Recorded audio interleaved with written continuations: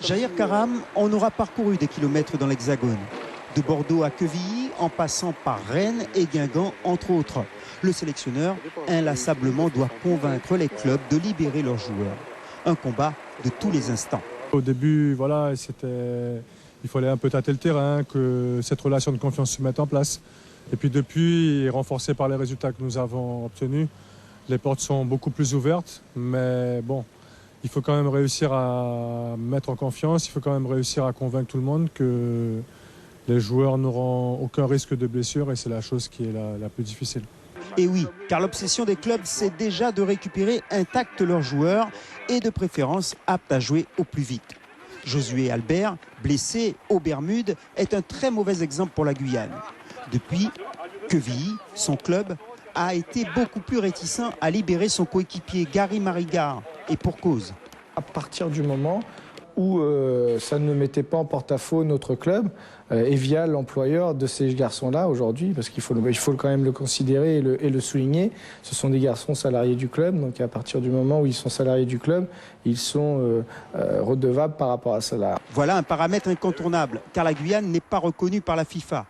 Les clubs n'ont donc aucune obligation de libérer les joueurs, même quand les coachs ont une petite fibre ultramarine.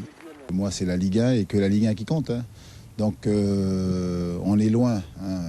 Même si pour lui, dans sa tête, bien sûr, il a dans un petit coin de sa tête cette compétition. Mais c'est pas facile pour lui de concilier donc, les matchs de Ligue 1, la compétition ici en métropole et puis la sélection. Hein. Mais moi, je sais aussi d'où je viens, donc je sais de quoi je parle. Pour mes petits canaques, là, quand ils doivent aller jouer en sélection, vous imaginez en Nouvelle-Calédonie ? Heureusement que Sloan Priva ait été libéré début novembre, alors que début octobre, Guingamp avait refusé de le laisser aller en Haïti. On sait ce qu'il en est advenu. On pourrait presque dire que le statut de joueur dans son club guide le choix de son coach. C'est le cas de Ludovic Ball à Rennes, loin d'être certain de disputer la phase finale de la Coupe des Nations de la Caraïbe en Martinique. Je pense que les joueurs ont besoin de vacances et qu'on ne peut pas enchaîner, donc c'est très pénalisant. Et puis après, bon, c'est vrai, dans la préparation, c'est une période importante de la saison. Donc ça, on verra en temps, en heure, ce qui se passera. Heureusement que tous les clubs n'ont pas cette posture. Certains coachs se montrant même heureux pour leur protéger. Je crois que Kevin arrive aussi à un âge où ça serait quand même très, très dur pour lui de ne pas y participer. Donc je ne vois pas pourquoi le club refuserait que Kevin participe à cette compétition. Le sens d'une vie, c'est important. Et eux, c'est le sens de leur vie qui va marquer à jamais à la fois leur carrière, mais leur vie de fait de participer à ça. Donc évidemment à moins de faits exceptionnels, hein, mais évidemment, j'ai déjà fait mon choix, donc c'est très simple pour moi de répondre. Il participera à la compétition.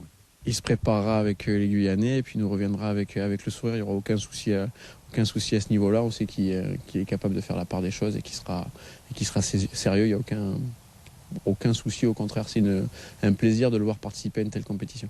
Espérons que tous les Yanadoko parviendront à obtenir l'accord de leurs dirigeants afin que la sélection soit la plus compétitive possible en Martinique et aux États-Unis.